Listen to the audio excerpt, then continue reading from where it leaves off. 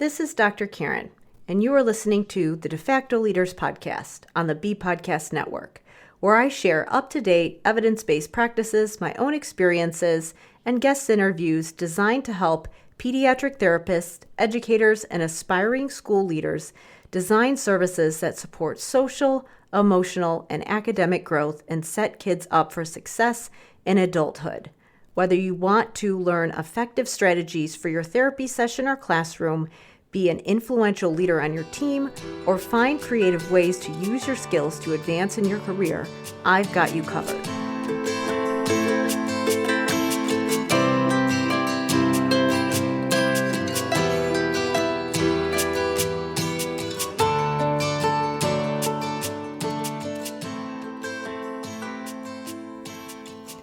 Hey everybody, it's Dr. Karen, and welcome to episode 199 of the De Facto Leaders podcast on the B Podcast Network. Finding the resources and funding for learning tools and enriching events is a consistent challenge for many districts. The PTO is often a largely underutilized resource, and most people cringe at the thought of having to attend one more committee meeting, especially in the evenings. Yet a well-run PTO can help take some of the load off of school staff and leverage resources in the community. That's why I was excited to talk to Christina Hidek from PTO Answers about how school staff and PTOs can work together. Christina Hidek is a recovering attorney turned professional organizer and certified PTO volunteer nerd. She founded PTO Answers 7 years ago to boost family engagement in schools and empower parents to improve their child's educational experience and school community through PTA or PTO involvement. She's been an active PTO leader for the past 14 years and hosts the vibrant 7,900 plus member Superstar PTO Leaders Facebook group. When she's not volunteering, you can find her in her garden, listening to the latest Catherine Center audiobook, or walking the family dogs. In this conversation, we discuss how to get people to show up to the first PTO meeting. And a little hint here, it's not by asking, hey, want to join the PTO? Ways people can get involved if they can't come to PTO meetings, examples of low maintenance, high profit fundraisers, deciding what events and initiatives are a priority for your district, and creative ways to get resources, funding, and donations. Be sure to check the show notes for all the places you can go to connect with Christina.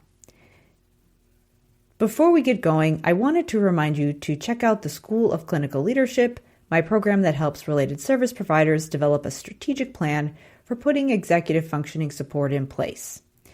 These conversations go together because when we're thinking about the PTO, we're thinking about creating enriching extracurricular events for students to attend. And when we're thinking about programming for executive functioning or helping kids plan for real-life events in their lives where they're going to be able to apply executive functioning skills, working along with organizations like the PTO can be a really important and creative way to make sure that kids get good experiences and opportunities to interact socially, as well as give back to their community. And when we're thinking about executive functioning, we do need to think about direct therapeutic interventions and academic skills. But we also need to think about how we might leverage these opportunities to help prepare kids for other experiences that tend to be less structured.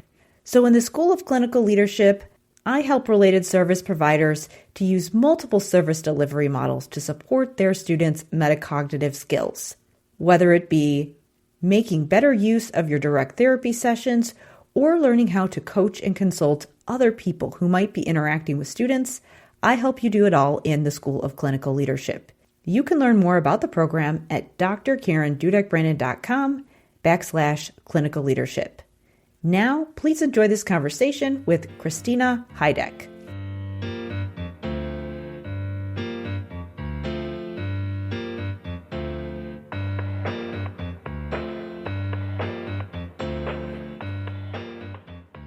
Today, I am joined by Christina Hidek from PTO Answers. So thank you so much for being here with me today. Karen, I'm delighted to have a conversation with you. So let's start off by just having you share who you are and what you do, and maybe just a little bit of backstory to the work that you're doing right now. So I was not born as a PTO volunteer, but I gladly stepped up to the charge about 14 years ago. Okay. So I got involved straight away when my kids were in school. So when my oldest started kindergarten, I joined the PTA. I always have enjoyed volunteering, but I did it primarily to make friends, to be real honest with you, because all of my Mm, friends in the area had moved away. And I thought, well, like involvement, you're all working towards like a common goal. You have common interests. And so I thought I could make some friends. And that was a good decision. Some of my very best friends have uh, come from my work in the schools. So it was a good thing. But before I became a volunteer nerd, because I've been involved for 14 years in six different PTAs, five different buildings, been president a gajillion times at each building, and then some. I was a litigation attorney, okay. so a little different tact, not in the education field at all. I'm the daughter of a teacher, so she taught middle school, high school, and has her doctorate in urban education. So I'm like education adjacent. Hmm. So I am married and I have two boys. One is a sophomore in college, which is impossible because I'm only 27, and my Oh my youngest gosh. is a junior in high school. Well, yeah, so I have so many questions because I know as we were talking beforehand, the PTO is like, I think it's kind of a forgotten resource, to be honest. Like, I Yeah, have so many people who are like, we need more resources for whatever. Like, and this is for people who are working in the schools that are looking to buy additional things for their program or that want to figure out how to get kids in their class involved in more events. mhm. But that's really interesting that you joined for friends because I mean, yeah, like it's hard to make friends as an adult. And so Yeah, you almost have to do those kinds of things, you know? I yeah, mean, it's like everybody's online now and you have to like specifically look for those in-person events to make friends in your community. So, yeah. It's just like anything else. You really got to try. And like I had friends, but in Cleveland, we have two huge medical systems. And so people come for their fellowship or an internship. They usually mhm. start families because they're about that age. And then they Yeah. move because they get their residency somewhere else. So like I have friends all over the country. It's just that I fell in with like a lot of medical adjacent people. And I was Hmm. like, well, this is fabulous that I have friends in Texas and Maine. Yeah. However, I want friends like on the daily. Yeah, like in But your community, it's different. I mean, yeah, you can have both or people that you grew up with that maybe you've moved away and you don't live near each other anymore. right. Yeah. Hmm. Yeah. So it was hard though because I didn't know anybody when I went to the first meeting. So I Hmm. had some mom friends who our kids were starting kindergarten at the same time. Yeah. They were not interested in getting involved. Now, Yeah. spoiler alert, I got them involved later. Okay. So Good to know. I usually do things myself and then I'm like, come, it's fun. Come, come, come, come. So that was a little intimidating, but I am not a really shy person. And if I see a need to fill, like I usually fill the need. Kind of, I have this really weird thing that happens to me where everybody, no matter where I go, no matter how I'm dressed, people think I'm in charge. So I Hmm. started as just a regular member, and then by Hmm. April, I was the president for the upcoming year. So that's how that happened. Even though I had not had one full year as a PTO member, and I had a baby, so I had missed Oh, so you some had a few meetings. things. Don't Yeah, they sometimes want you to be vice president first? Or I guess sometimes if they need a president and somebody wants to they do needed a it. president, and I Yeah. was active in a sorority in college, so I have like leadership experience. Hmm. Like again with the boss energy, people usually Yeah. go, "Oh, you're a leader," so I will step up into that. No, no problem. And so I went, well, like we have to switch the meeting nights because I have another commitment on the night that we had been having meetings. They're like, no problem, no problem, we'll do it, and it worked out really well. I was at a graduation party this summer, and I met one of my friends, and our kids were there was no overlap whatsoever Mm-hmm. because her kids are much older than mine. And she goes, yeah, you haven't done like a bad job. She goes, I remember when they first said that they had a kindergarten mom as a PTA president. And she goes, I thought, well, good luck with that. And I said, I did not do such a bad job, Anne. I go, look at all this here. She goes, no, you didn't. You did. You surprised me. And I was like, well, there you go. So do they not, they think, oh, well, you're a kindergarten mom, meaning like you haven't been around long enough. Is that kind of where Right. she To was know going I with that? didn't. I had no idea what I was doing. I Mm-hmm. literally had no idea what I was doing. Earlier, you said, people don't think of the PTO. I think Mm-hmm. sometimes that's on purpose because Yeah. of the negative stereotypes that are associated with PTOs. Mm-hmm. Before you hit record, we were talking about drama, Yep. parents not Mm-hmm. in it for the right reasons, parents not acting like adults. Mm-hmm. And so sometimes I think it's easier to not even explore that avenue, but what a missed opportunity it is. Yeah. Because PTO leaders care not just about them personally, themselves, or their kids. Like I really am in it for all the kids. I know it's going to benefit my kids, but it's also going to benefit everybody else's kids. So that's my personal viewpoint Mm-hmm. on it. And that really, I'm doing it. Ultimately, it is selfish because I want my kids to be happy. And I know that happy teachers make for happy kids. So again, that's been my like Yeah. guiding light kind of Mm-hmm. make everybody happy.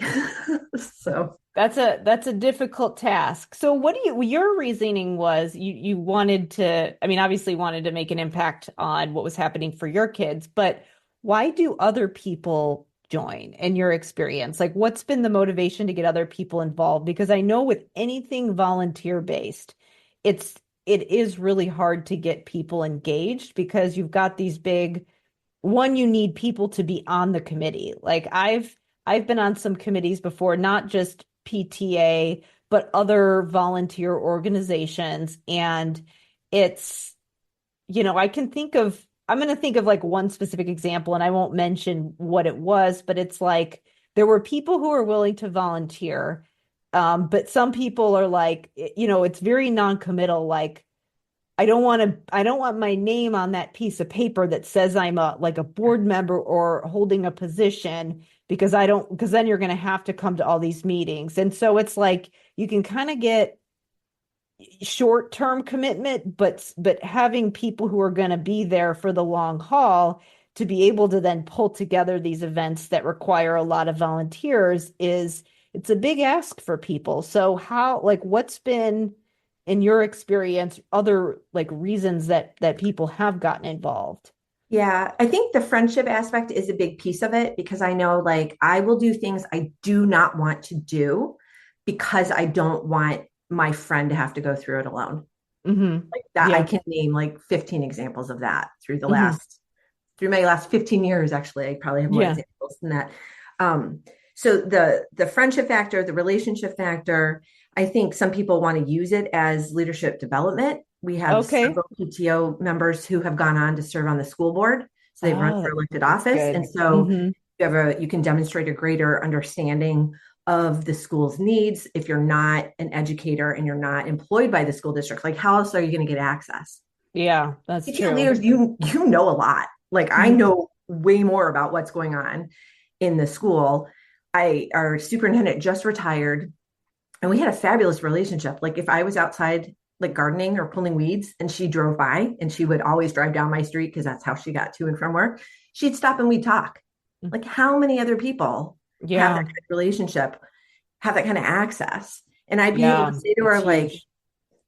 I would just make something offhand comment about like maybe a staff member that I wasn't too happy about. And she was like, yeah, working on it. And we were like, okay, good.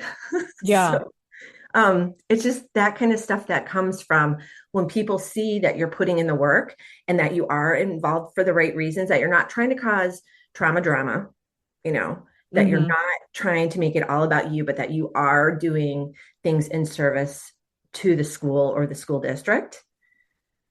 People can see that, I think. Hmm. Um, so friendship, elected leaders. The other draw for some people, I think it's knowing that they're going to be supported. Hmm. I know, but like I am not one to say no to a challenge. Usually I like rub my hands together and I go, this is going to be fun because it's like a puzzle that you have to figure out. You have to crack it. But so many other people don't feel that way. So I feel like that's one of the biggest things that can make it hard for people to step up is that they don't know what the job is. Mm-hmm. They don't have an understanding of what's actually involved. And so, especially with PTOs, they feel like they're going to be sucked into a black hole Mm-hmm. of never ending requests and never ending time sucks. And so that can be really hard. And so that's kind of why I started PTO Answers. And that's why I've developed the resources that I have because I didn't want people to have to start from scratch. Like if you're affiliated with the national PTA, you do have some resources. It's not enough. Mm-hmm. All of my, Yeah. it wasn't enough for me. I shouldn't say Yeah. it's not enough for everybody. For me, it was not enough. My school district, all of the schools are affiliated with the national PTA, wasn't enough for me. And so I tried to fill that gap because I know that you either figure it out on your own or you get to the end of the term and go, oh my God, that was really hard. And I wish I would have, had XYZ. Like not many people are going to reverse engineer it. Yeah. But I knew that once I got started, I kind of got hooked. And like Mm-hmm. I said, these were like some of my very best friends, and we did like really hard things together that were not enjoyable, but we laugh about it. And I don't know, it's a nice community of people. Like right now, I'm going through and making an inventory of all of our concessions equipment. And so I'm reaching out to people who haven't had kids involved for a while. And they're like, oh, go back even further because this person whose kid graduated 10 years ago, she'll know about the fridges that are in that concession stand. And so I was like, okay, because Mm-hmm. no one's taking the time to do this. And I thought, well, there's been a big overturn of longtime volunteers. We just have like a huge class of like graduating parents. Mm-hmm. Youngest were moving on. And I thought, oh, this is all going to be lost. And then we have a new principal, and there's too many opportunities for the knowledge to kind of leave the building. Mm-hmm.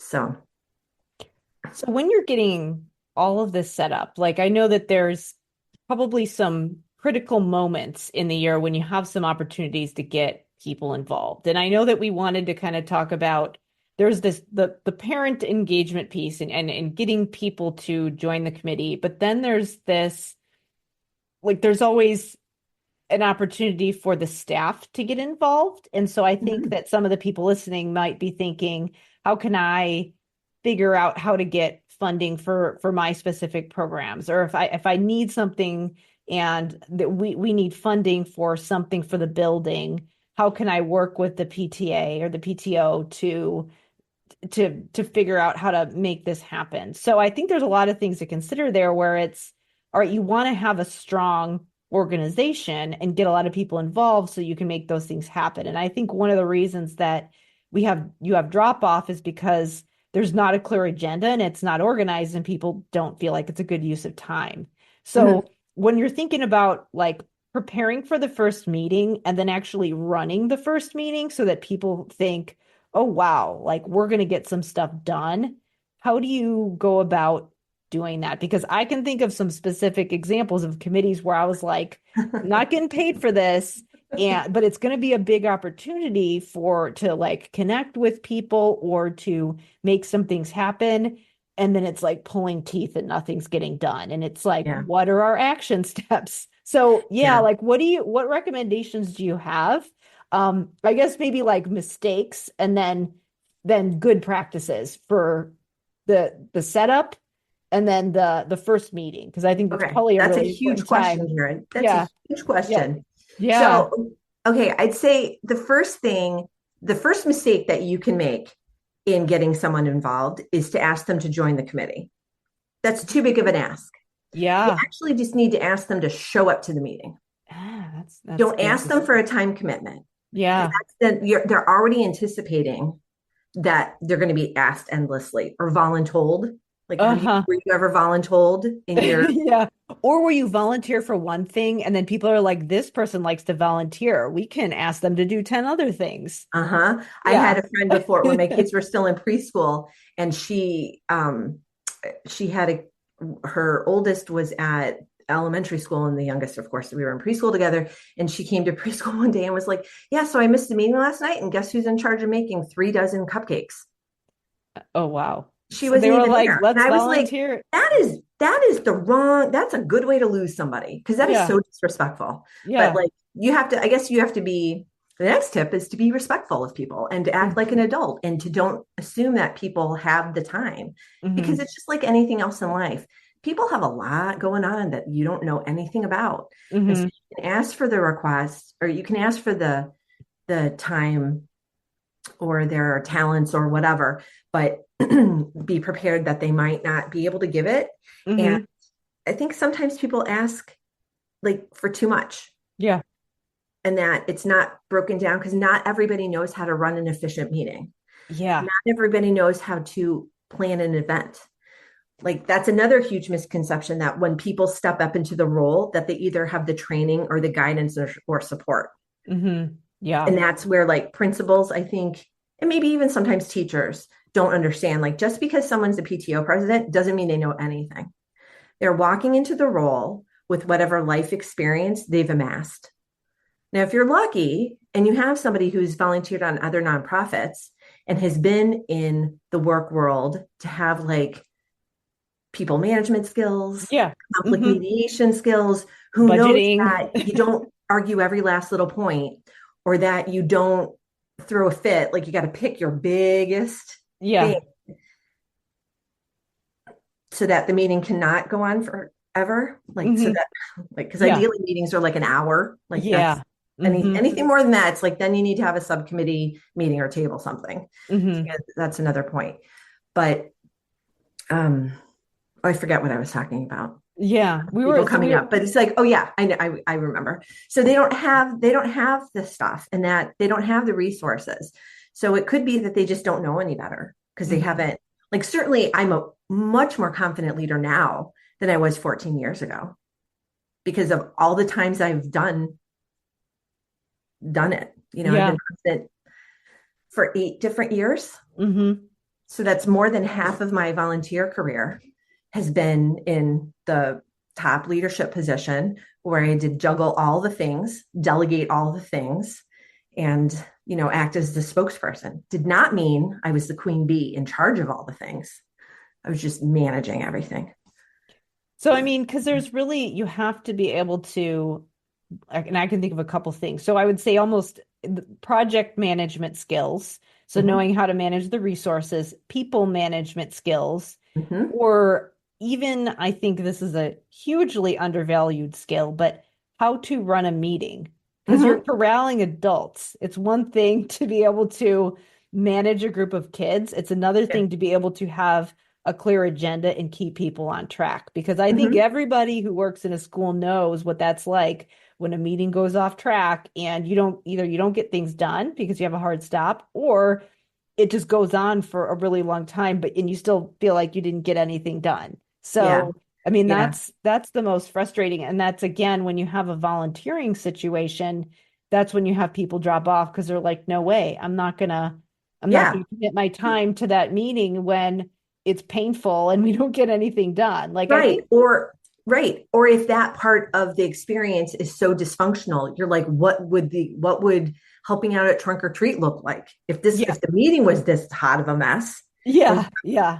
control over things, yeah, that meetings are like a really good place to start, but it is hard to get people there. So depending on the age set of your school, you can pair it with a program, like maybe partner with your music teacher to have the kids do their mini recorder concert that night, or have them sing, or present academic awards or attendance awards, or who just whatever program that you already have going on in your school, you can like piggyback onto a meeting. Um, I know a lot of times if you're a Title I school, the Title I presentation that has to be given every year, that can happen after a PTO meeting or before. So that way you're educating parents. And like I've sat through multiple Title I presentations. And so I know more than the average bear because I was paying attention. But it's useful because then I can explain it to other people. Like all of our schools qualify, but they don't use the funds at the high school. And someone Hmm. was like, well, why not? And I said, well, I was at that meeting, so I can tell you why. So Hmm. it's just helpful when more parents are aware of what's going on in the school, then they can really advocate for the school and just get the Yeah. message out, because there's so much going on that it's hard to break through to parents, either the school's messaging or the PTO's messaging. Like, it is hard. So that's why both the PTO and the school need to really work collaboratively. Ooh, big word, collaborative. I'm not going to be able to say it. Work together to make it happen. Yeah. So, I mean, just to think, go back to because we were talking about preparation for the meeting. So obviously you want to have somebody in charge who can do all of that preparation, who has the skills to be able to figure out what are the things that need to get done before the meeting, and how do you set the agenda? How do you get people there? And then most importantly, how do you run the meeting and keep people there? And I know you've got a lot of good articles on your website that we can link to for some of these things, but yeah, like, are there anything I'd love to talk specifically about, just like thinking about some of the other things that a PTO would be addressing. And I think most importantly, like, what is possible for the school? What kinds of things can happen, like as far as putting programming in place or getting things in place for schools that maybe people aren't necessarily aware of. And I'm thinking specifically about the school staff who maybe want to get more involved in the PTO. So as far as the meetings and everything, you really need to have like whoever is facilitating the meeting. Usually it's going to be the PTO president. They really Yeah. need to be calling. I say calling like in air quotes, not really Yeah. calling. It's going to be a text or an email, Yeah. emailing the officers and saying, do you have your reports together? Yeah. Because if you get people to think about what they're going to say before they say it, they can say it much more concisely Yeah. than Mhm. in the spur of the moment where they're like, trunk or treat is coming up on the 22nd. Oh no, the 24th. It's like, if you just Yeah. prompt them and say, give me your agenda items, Yeah. um, and then just getting people there, you have to put it. So many groups make the mistake of like trying to meet every possible combination of person who could come. Mhm. So they will have a meeting at 6 o'clock on Tuesday one month, then 7 o'clock on a Thursday the next month, and then they have like rotating nights. Like, no, no, no, just pick a day and go with it. You're never going to Yeah. get everybody. Hmm. Also, don't have your meeting at 4 o'clock or 3:30 when school is done. That is very convenient for the teacher and the teacher liaison who's coming, hopefully, and the principal. But pretty much most parents work, so you're going to be missing out on a huge opportunity, and it will instantly feel like a click if you Hmm. have it at a time when during like normal work hours. People Yeah. have like, if they're working third shift, like you can't. Again, you're not going to hit everybody, but most people work 9-ish to 5-ish, right? So you want to have it outside of those hours. As far as what's possible for the PTO, like the collaborations are like, it's really limitless. Like I have one of the, I have a story about one of the times where we had such a good conversation and it wasn't planned. And it was about something the principal had no idea was even happening. And if we had not all been in the room together, he wouldn't have known and we couldn't have done what we did. So it was about parent teacher conferences in the high school building. Well, the school district is using new scheduling software so that you can schedule like virtual, like so Hmm. people don't actually have to show up, virtual conferences. Well, either the teachers weren't trained or whoever enabled it for the building didn't understand how things were set up. But the teachers, you could select like virtual or in person, or maybe it wasn't clear for some people. Hmm. So what ended up happening was parents were waiting for a call from the teacher. The teacher thought they were coming into the building. The Mm. conferences weren't happening. Yeah. And these are people who actually wanted conferences at the high school level, which there's not many. So Yeah. it's like these parents, so the parents were thinking the teachers were slackers. The teachers were thinking the parents were slackers. So we had a discussion at the PTO meeting, like it just came up because it was, I think, the meeting right after conferences. And I said, I don't know if I brought it up or how it came up, or maybe it came up during the principal's like report about what's going on in the building. Like we just had parent teacher conferences, if you didn't get one, you could still Yeah. schedule one, but maybe he said something like that. So we brought this issue up and the principal was like, I had no idea. And the teacher liaison looked perplexed too. So then Mm-hmm. we sat through and talked about all the different issues and how we could come up with a solution. And we ended up deciding that one night, because they always have 2 nights for conferences, one Mm-hmm. night would be virtual and one night would be in person to make it super clear. So it would Mm-hmm. not Yeah. like happen again. And it's such a simple thing, but that conversation, like I said, would not have happened to have all three stakeholders there to really figure out that the problem existed. Like to me, that was a very succinct example of the power of the PTO for Mm-hmm. like a good thing, because that really impacts the like so many, it just impacts so many different things. You get more parents in the building talking with teachers, knowing what's going on with their children. Mm-hmm. And the teachers feel like they're being supported because parents are showing up. Because if parents or if teachers have a full night of empty slots, they're going to feel like, oh boy, our students are being left, out to dry on the Yeah. line. They don't have the support. So it really impacts a lot of things. So anyway, um, so I guess problem solving in the building, like it's good to get the parent perspective, but Mm-hmm. also teacher perspective. Like that was all, like I said, all three stakeholders. Yeah. Yeah. Um, but then I think teachers, like there have been many times when we've been approached by like one of the best program. Well, it was really fun. We brought in the phys ed teacher approached me in the hallway. She had just come back from a conference and said, "Oh, there's this company that will bring in like a field day, like a modern field day where they're all like inflatables. Like they'll Mm-hmm. bring in like in go-karts and all sorts of stuff." She's like, "I would love to bring that to the school, but it's like, $3,000 a year." Yeah. And I was like, "Okay, send me the information. Like, I'll take it back to the group." Well, I saw the video and I was like, "This is fantastic. Like, I want to be a kid doing this." So we actually brought it in. PTA paid for it, built it into our budget, and it went on. It kind of fell. The company stopped traveling right after the pandemic. Mm. They were coming up from Columbus to Cleveland, so that's like 3 hours, and so I Mm-hmm. think they stopped coming up. But it went on for like maybe 6 years, 7 Mm-hmm. years. So Yeah. it was really nice, where and then the teacher felt supported because she's like, "I want this for the kids," and it was a nice way to end the school year. Yeah.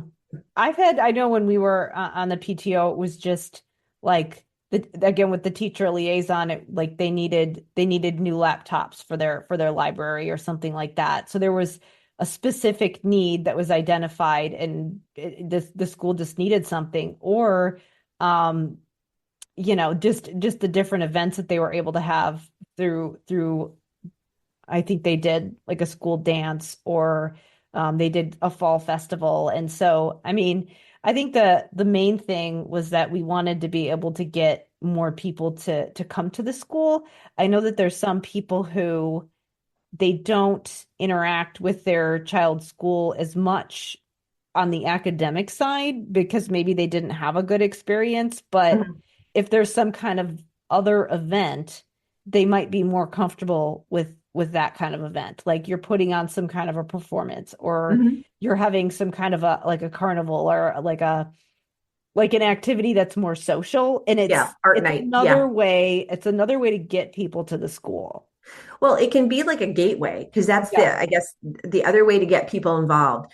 I believe proof is in the pudding. And I think like we're not going to, I have a Facebook group with about 8,000 different PTO leaders in it it's an international group. Like there are people from all over. It blows my mind that people Hmm. in like the Philippines have found me. I'm like, okay, that's awesome. Who knew? Um, but involvement is down. And I think that's directly related to the pandemic because PTOs were not able to do events. And when parents don't see the events happening, they don't understand the value of the PTOs. Yeah. So it could Hmm. be like as simple as welcome back to school night. Maybe that was held virtually or whatever for a couple of years. Necessarily so, but it really is going to curtail, I think, the involvement. So Hmm. it's going to take a while before parents kind of get back into the habit of, oh, this is why I have to go to that meeting. Because I really like trunk or treat is one of my very favorite events that I started because I started at the elementary school. I was in charge of family events at the elementary school and the upper elementary school, like sort of lower at the same time, because I had a kid in each. And I thought, let's just do the same job in both places. How hard can Yeah. it be? And then I could do cross programming. Like I was trying to, kill multiple birds with one stone. It worked mostly. So I started Trunk or Treat about a decade ago. They're still doing it. People, they want that fun experience for their kids. So they're going to be like, okay, the next time we need volunteers for spring carnival or the field day, they're going to understand, oh, yes, I remember how much fun that was. Or my child said they had a blast, even if I wasn't able to see them in action. They're going to want that fun for their kids. So that's the other driver is the experience for the children. Yeah, and I think like with the back to school night, even there's certain things where like the pandemic definitely changed the way a lot of things work. And some things we realized, oh, wow, I can actually do this virtually without leaving my house. But when you think about when you just think about, I need to get things done, Mhm. like school registration or getting like again, what you do at back to school night, could you technically do that virtually? Yes, we did that because we had to do it. But could you take an opportunity to do something that technically could be done virtually and intentionally do it in person and then plan another event around it as a reason to get people together in the community? Mhm. Because I think, I mean, even just with the way that we do work now, like a lot of people go to work virtually, and it's like just because you can do it virtually doesn't mean that you always need to. So is there a way to, like you said, like plan things together where it's, well, we've got to come and do registration. Why don't we encourage people to do that in person and do some kind of a, like again, like an ice cream social or something really Sure. simple to Mhm. just get people in the building and Yeah. Yeah. encourage people to come to the school that don't normally come to the school in a way that's less intimidating for them. Yeah. Like we used to do the fundraiser back before the pandemic when things, because now things are shipped directly to people. We used Yeah. to have fundraiser pickup night of parent teacher conferences. Yeah. People were coming in anyway. So it was like, well, you're coming in anyway. You might as well pick up your stuff. And while Yeah. you're here, you might as well go talk to a teacher. Yeah. That was that just makes sense, right? To Yeah. do those together. But yeah, I think it's just being creative about and looking at what your community is already doing, and then like what your school community is already doing, and then looking at how the PTO can play a part in that.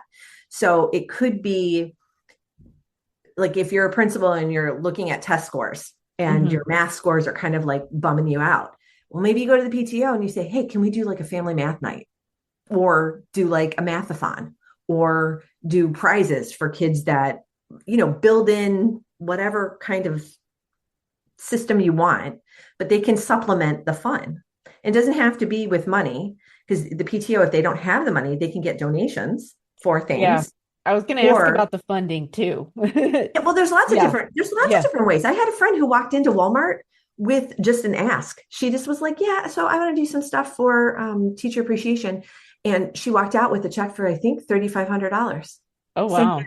Yeah, I was like, Wow. Jordan, tell me how you did that. She goes, I just asked. I was like, well, So let's I would be curious to go there next because I know we've talked a lot about like the logistics. So yeah, knowing you've got to make sure that you know how to run the meeting in order to get people there. You got to make sure that the members of the committee are there for the right reasons and have the skills. But in order to make all of these amazing events happen, you have to be able to budget and you have to have funding. And so I assume that means that when you do some kind of a fundraiser, it's an opportunity to get involved, but it's also an opportunity to generate revenue so that you can have money to be able to plan these events. But then also there's the donations piece. So maybe let's talk about the fundraising piece first, and then we could talk about donations because it's really both of them are about figuring out how we can have the resources to get things for the school, plan events, and all of that. So, hmm yeah. hmm I'm going to take a quick break here to talk about the School of Clinical Leadership, my program that helps related service providers design programming and interventions to support students' executive functioning in school settings. Social skills groups are often seen as the entire intervention.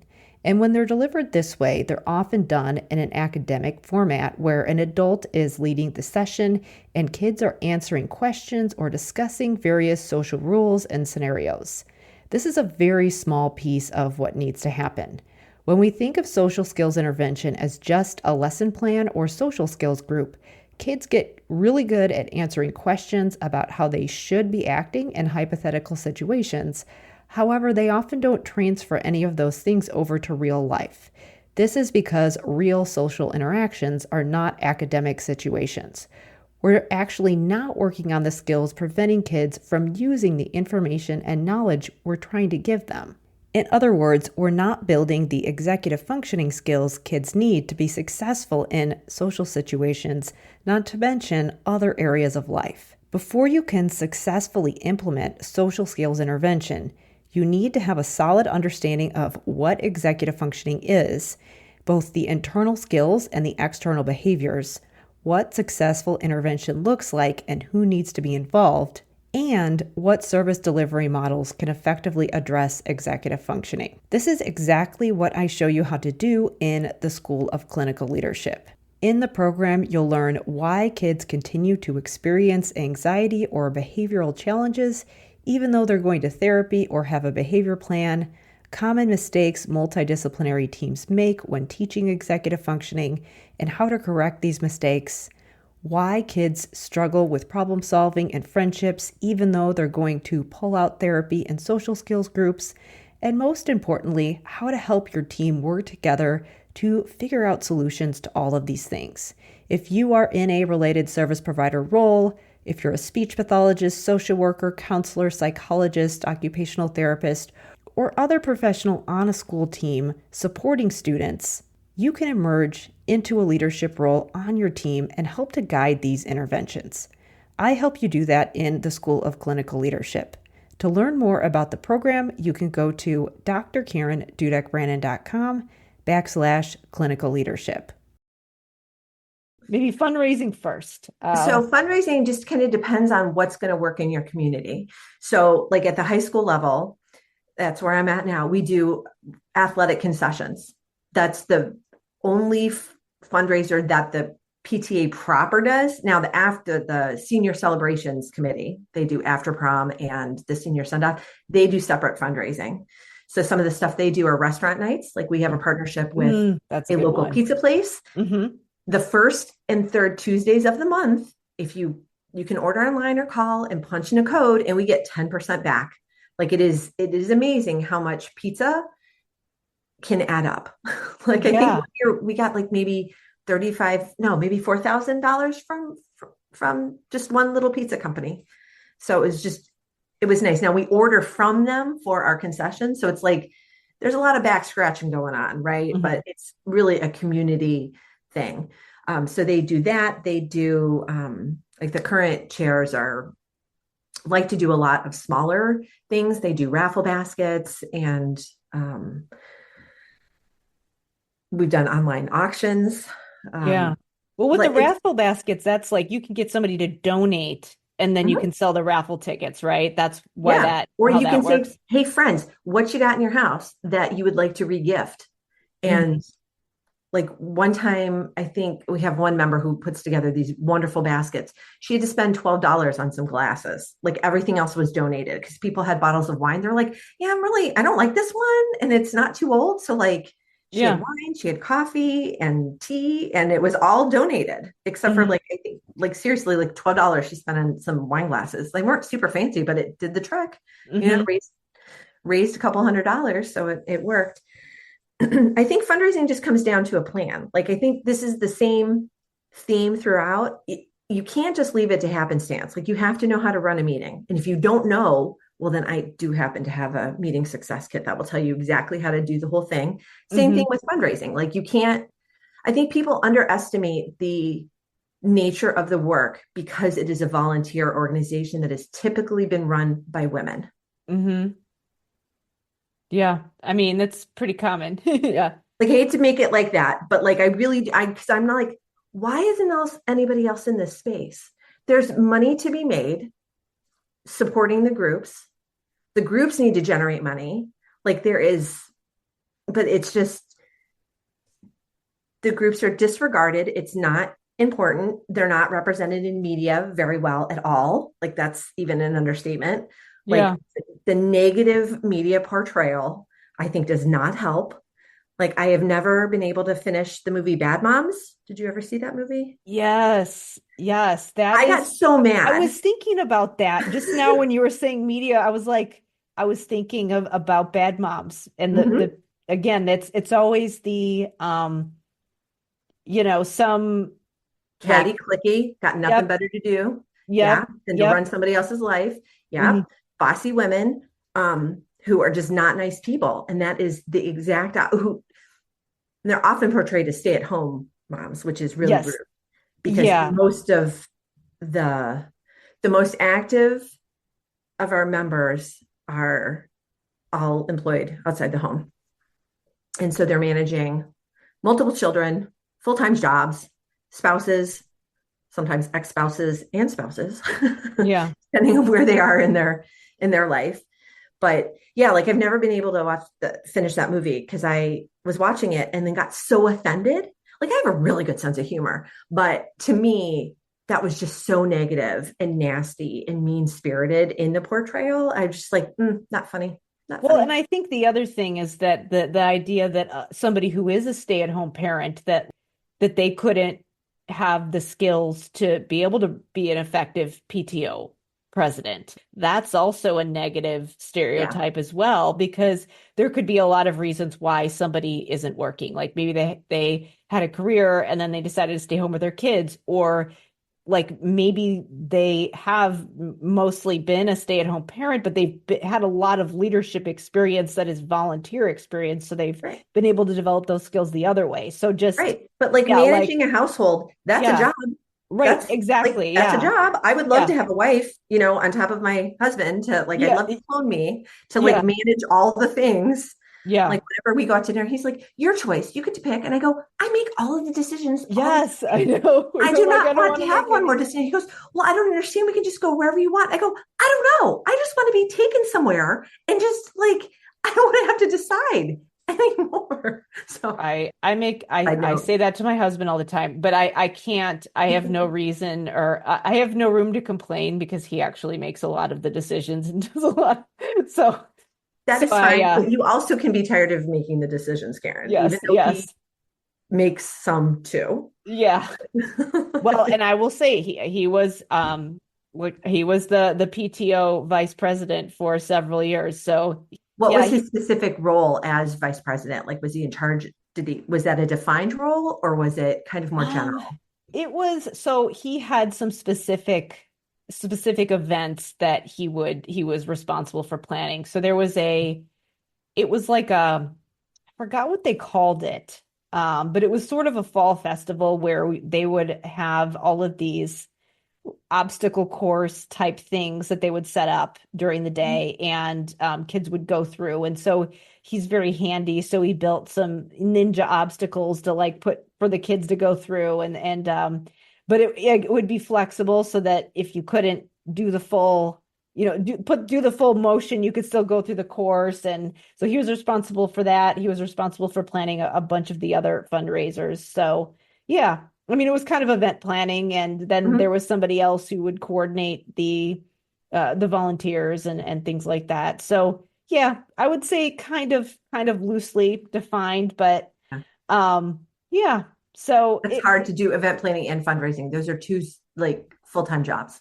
but Yeah. and then I just sort of was like, all right, where I'm going to come to the meetings and figure out, make sure that I'm aware of what's going on, and then just volunteer at all the events where I can. So that was honestly, I think some of the other members of the committee are just, it's good to have other people there because then they have an awareness of what's going on, because then that's partially how you get your volunteers, just, people who are there to share their ideas, but then also can be your regulars. Not that you Hmm. shouldn't try to get other people, but Yeah, yeah, there's always going to be a core group of people. yeah, Yeah.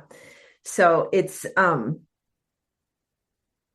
always interesting because the mix of people changes every year and the skill set changes every year. Yeah. So like going back to fundraising, like that's definitely, you need to have like skills. You can't just make that one up. So I think takes a lot of planning.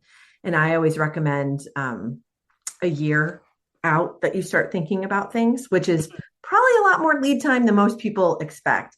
But Yeah. you need to be minimizing conflicts, because you can't, if your school is running a fundraiser, then the PTO can't be running a fundraiser at the same time, or even right before or right after, Oh because yeah. Like if there's one of the parents, sports teams is doing their, correct, yeah, because then on the kids, it's like the kids who are doing it, they've got to go around and ask for, right, sell their whatever it is that they're selling, or even just scheduling on top of each other or something yeah. like that. Yeah. Well, a lot of times the parents won't understand that it's two different organizations. They don't, Hmm. because they see the PTO as the school. And sometimes PTOs are not great about branding themselves differently enough Yeah. that do you know that they, Yeah. so it can just seem like the school or the PTO always has their hand out Yeah. asking for something, which is a bad position to be in, because there needs to be give and take. Hmm. Um, Yeah, but I think the fundraising needs to make sense, and you need to look at, I think some groups mess up by not looking at the amount of time for the profit amount. Like you have to Hmm. be realistic about it. Otherwise, you're just spending a lot of time. Like we used to at the lower elementary, we had this carnival that was held in the winter, because in Cleveland there's nothing to do, for like it's gross weather in February. And so, indoor gym carnival, fine. Sounds great.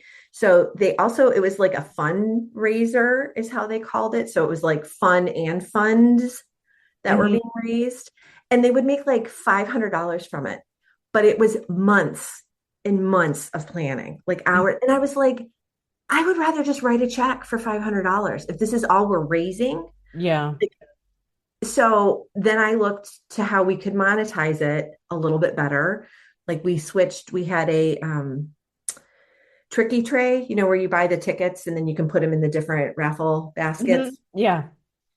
They used to have, you could just buy $1 a ticket and get a chance to win. And we had prices that were like almost $200, like a pool pass from the city, like a family pool pass. Hmm. It's almost $200. So someone could spend $1 and win it. So it's like, no, we're not going to do that. We're going to do a silent auction for all these things. So the first Yeah. year we went from making $500 to $2,500. Yeah. Then the second year up to $3,500. And I was like, now we're talking, because now that's like a significant portion of the budget, not because $500, that's a lot of money, but at the same time, it isn't. And for the amount of work, there had to be like a good trade-off for the people doing the work. Yeah. It's just Are like there compressed. any are there any fundraisers that you've like that's kind of an example of something where it just took a lot of work and you weren't necessarily thinking about how you could structure it to make, to make the most of it? Are there other fundraisers that like are examples that haven't been necessarily the best use of time versus some that have that are more low maintenance? Like I think the restaurant partnership is a good one because people like it doesn't require as much planning. It can be ongoing. You can have relationships and it's just Yeah. like you don't have to, all you have to do is promote it and say, go eat at this restaurant. Yeah. Like, and you don't have to have volunteers for that. Like it's easy to do. That one is really easy. And I think how we've had success with that one is because the regularity that you had a Yep. chance twice a month, and it's Yeah. really year round, Yeah. because there's always a senior class, right? When the class of 2025 graduates, guess what? The next day, it's now becomes class of 2026. So it's like there's always an opportunity. So Yeah. I think that has really helped have that one be successful. Also, picking a good fundraising partner. There are some restaurants around here I won't do business with because they would not tell their staff to code things correctly. So, like Oh, when yeah. there was a national chain where you could buy tacos and burritos, I'll let you figure out which one it is. They were like, "Yeah, you didn't make enough," because I think the minimum was like $100, and I had teachers texting me saying they're getting this all wrong. They're giving me a discount instead of applying the right code.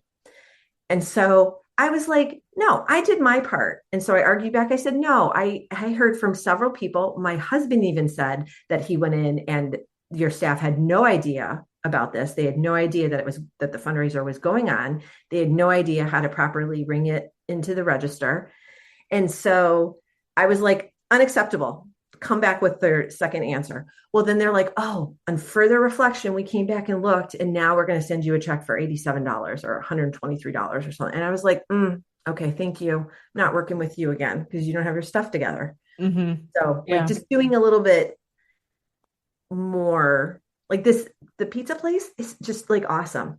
Like the main manager, he was actually given an award for his service to the children and the community because it's so simple just to offer Yeah. these fundraisers. Like that's Yeah. so simple. But Hmm. he was an honest partner where we would, like I told you, we raised all that money and that was like incredible. So I think it's just like looking at the opportunities that you have in your community. It's really gonna, like, I hesitate to recommend any one like company or anything Right. because Oh, yeah. No, but things just will more change. like Like, format. Yeah. yeah, because you're the fundraising, a lot of it comes down to the fundraising representative. Like you could have an awesome one, but maybe the one in California kind of stinks. So it's like they're not going to have the same kind of. Yeah. Well, like a chain, that's kind of hard to say. What about the donations aspect? Because that could be, uh, so obviously there's the donations if you have a fundraiser where you're doing a silent auction or something like that. There's where you don't have to pay for the stuff that you're, Mhm. doing your raffle for, or your your event, or even like materials to hold the event that you don't have to buy. So like Sure. not having to buy stuff obviously helps you put on the events and like increase your margins. But what Mhm. about getting donations, for example, that one for at Walmart that you gave where you could use that to like put into the budget or get resources for the school in some way. Like what are Mhm. some good strategies for figuring out how to handle the negotiations and just do research about donations? So I think it's just reaching out into your community and start asking questions. Like I used to say that everybody but like an insurance company would be a good place to start. And someone was like, I'm going to challenge you on that. Actually, insurance companies are very much local and want to give back. Yep. And I said, Yep.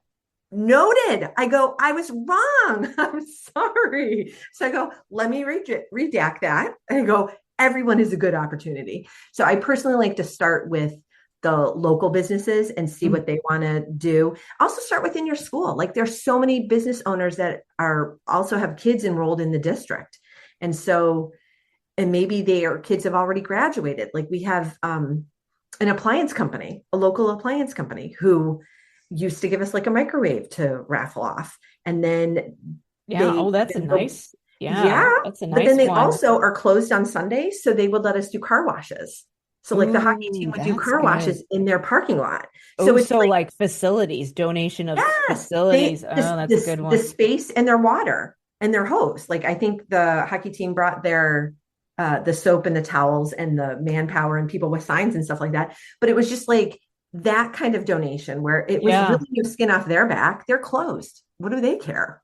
You Well, know? and I think with donations, sometimes people think money, which yes, of course, that could be what it is, but also like not having to pay for things is Hmm. also, or Hmm. like having a location to do something is also a Hmm. kind of donation. And I will Sure. say, you say insurance companies. So my husband, I guess I will say the specific company. My husband works for State Farm and they actually get time to volunteer. Like they get Oh. paid time off to volunteer. So Hmm. technically that is a donation of like you could encourage people to use their volunteer time to come and be the manpower at one of these Yeah, I events. know we did So that. Kohl's yeah. had a similar policy. I don't know if it's still in effect, but I know that they came and staffed a Christmas shop one year for one of the elementary schools. And they're like, I go, you guys need any help? And they're like, no, we have a whole bunch of Kohl's employees. And I was like, okay, that's awesome. I think some companies too, and I think there's something at State Farm like, and I don't want to misquote it, but again, like some people, I think some companies get like the employees get a certain amount of money to donate for specific causes that mean Oh, something for okay. them. like that. I know there's some different companies that do that. So Yeah. I I'm know trying to Progressive has a remember. matching. It's Yeah. some kind of a matching thing too. So like, again, you don't want to necessarily be like, oh, insurance companies or, financial firms or I don't know, whatever, like places where you wouldn't think of that would be donating things to Yeah. an What I always education. recommend to people, get in your car and have somebody else drive or have somebody else write. Right. Drive down all of the main streets, like the commercial places, and write down the different companies that you see. Could be a nail salon, could be a chocolatier, um, like a pet grooming place. Like I think you don't know until you ask. And Yeah. I always say, if you don't ask, you're already starting from a no. Yeah. Like you have zero to risk. Who doesn't want to support the local schools? Like who doesn't want to do that? But yeah, just people just need to look in their communities, but also ask other parents. And that's Yeah. like a great way. Like we had um, a parent couple who were children's authors. Oh, yeah. Ooh, Like another parent was an illustrator. So she would do like graphics for us. Like there's all different ways for people to get involved and give back of their time that it's not necessarily like you said, a in kind, or I guess it is an in kind, a physical donation or money. But then whatever kind of fundraiser you are doing, you should just ask like an open donation. Cause like my mom, she's like, can I just give you $50? Like, I don't need any cookie dough. I don't yeah. need any trinkets. I just seriously want to give $50. And I'm like, yeah, I'll take your money. So that's the easiest way. So having that open donation option, but still have an incentive for the kids, because that's a big driver for the kids. So you have to figure out a way to make that work. Hmm. Um, Yeah. but that's a good way to ensure fundraising success, to hit people, not really to hit them, that's the wrong way to phrase it, to give them different options to be involved at whatever level they want to be involved at. Yeah, I think that's true. Like another way that you could donate your time if you can't come to all the meetings, or if you have people who are a little reluctant to commit, to just say like, hey, we're looking for like come to what you can, and like we can go around and figure out like however anyone can contribute. And maybe that's a way that you could participate even if you couldn't come to all the meetings, and Mm-hmm. like donating like you said, the illustrations. I mean, that could be something that you do on your own time, even if you can't come to the meeting, which, Sure. you know, Sure. Yeah. I think it's just being open. It's asking and then being open and welcoming. I had several conversations with, like when I was council president. So our PTAs they funnel up, the individual schools funnel up into the school district PTA, which funnels up into the state PTA, which goes into the national PTA, right? That's because we're mhm. PTAs. PTOs are independent parent groups that don't funnel up into anybody and aren't connected with anybody. But I sat down with the head of the teachers union and I was like, how can we work together? Like, what do you need from us? What would make teachers' lives easier? And then he was like, well, what would make your life easier? And I was like, well, like having a liaison in every building. Yeah. Before then, we didn't have a teacher at the high school level. Well, for the past couple of years, the head of the English department has volunteered. And every year, the relationship becomes stronger, becomes richer. And to the point of now we're having like off the record conversations about things that actually matter. And it's like, oh, I didn't know that was going on. Like our school district last year was going to start charging kids for field trips to cover gas money. And they were doing some funny math. And I was like, if you're just covering the gas, how is going 2 miles in that direction worth $5 a kid times 30 kids? Like, do that math again.